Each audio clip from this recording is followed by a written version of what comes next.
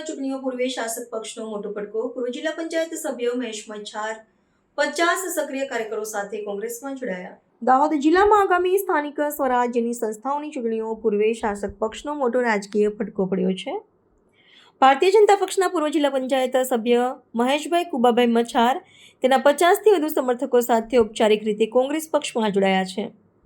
રાજ્યના પ્રદેશ કોંગ્રેસ કાર્યાલય ખાતે યોજાયેલા એક વિશેષ કાર્યક્રમમાં તમામ આગેવાનોએ કોંગ્રેસનો ખેસ ધારણ કરી પક્ષમાં વિધિવત પ્રવેશ કર્યો છે, જેના પગલે દાહોદના સ્થાનિક રાજકીય માહોલમાં ભારે ગરમાવો આવી ગયો છે.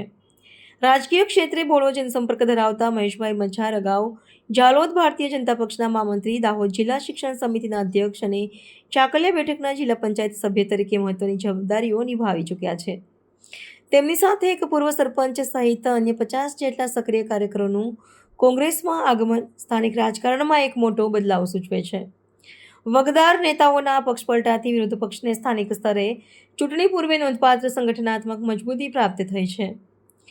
દાહોદ વિસ્તારમાં સતત થઈ રહેલા પક્ષપલટાના બનાવો શાસક પક્ષ માટે ચિંતાનો વિષય બન્યો છે.